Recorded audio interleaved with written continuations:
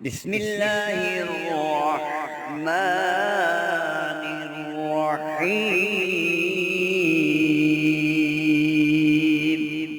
نحمده ونصلي على رسوله الكريم اما بعد فاعوذ بالله من الشيطان الرجيم بسم الله الرحمن الرحيم انا اعطيناك الكوثر فصل لربك وانحر ان شانئک هو الابتر صدق اللہ العظیم۔ محترم سامعین، السلام علیکم ورحمۃ اللہ وبرکاتہ۔ سورہ کوثر کے بہت زیادہ فضائل ہیں اور اس کے وظائف بھی بہت زیادہ ہیں۔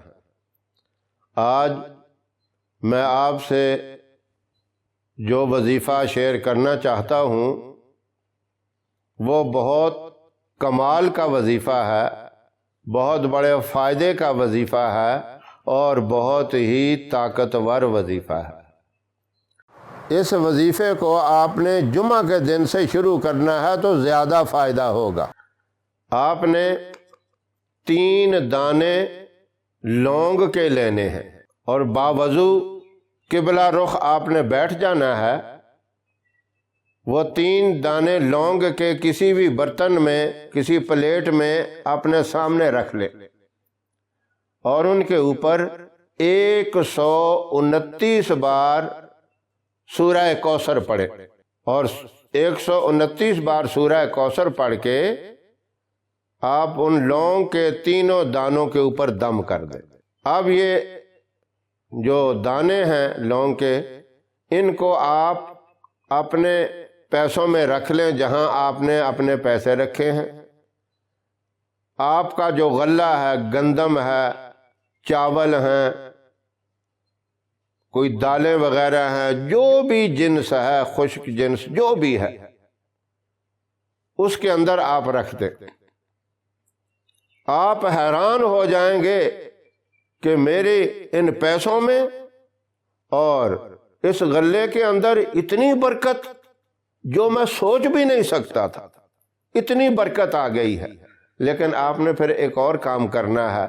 جب بھی اس غلے میں سے آپ آٹے میں بھی رکھ سکتے ہیں، گندم میں، چاولوں میں، جب بھی آپ نے نکالنی ہے کوئی چیز اس میں سے، سورہ کوثر پڑھ کے آپ نے نکالنی ہے چیز۔ اور جب اس میں کوئی اور چیز ڈالنی ہے، یعنی آٹے میں اور آٹا ڈالنا ہے، گندم میں اور گندم ڈالنی ہے، چاولوں میں اور چاول ڈالنے ہیں، تو سورہ کوثر ایک دفعہ پڑھ کے آپ نے ڈالنے ہیں، نکالتے وقت بھی اور ڈالتے وقت بھی۔ اسی طرح آپ نے پیسے بھی جہاں رکھے ہوئے ہیں، لونگ کے دانے جہاں آپ نے رکھے ہیں، ان پیسوں کو جب نکالنا ہے تب بھی 1 مرتبہ سورہ کوثر پڑھ کے نکالیں، اور جب اس میں اور پیسے رکھنے ہیں تو رکھتے وقت بھی آپ نے 1 مرتبہ سورہ کوثر کو پڑھ کے وہ پیسے رکھنے ہیں۔ اب یہ عمل تمام مرد حضرات، میری محترم مائیں، بہنیں، بیٹیاں بھی کر سکتی ہیں۔ بازار جائیں، شاپنگ کرتے ہیں تو سورہ کوثر پڑھ کے پیسے نکالیں۔ آپ دکاندار کو پیسے دیے، اس نے کچھ پیسے آپ کو واپس دیے، آپ نے اپنے پرس میں یا جہاں بھی رکھے ہیں اس میں رکھنے ہیں، تب بھی سورہ کوثر پڑھ کے رکھیں۔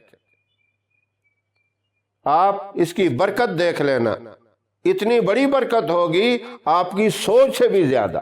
اب دکاندار کے لیے بھی اس چیز کو سمجھ لیں۔ اب دکاندار کے لیے تو بعض دفعہ یہ ہوتی ہے، گاہک کی لائن لگی ہوتی ہے، اسے تو اتنی فرصت نہیں ملتی، اتنا ٹائم نہیں ملتا کہ وہ سورہ کوثر پڑھ کے پیسے رکھے بھی اور نکالے بھی، اور اتنا دھیان بھی نہیں ہوتا اس میں، تو اس کو بھولنے کا، غلطی لگنے کا بھی، لین دین کے معاملے میں بھی وہ بھی خطرہ ہو سکتا ہے۔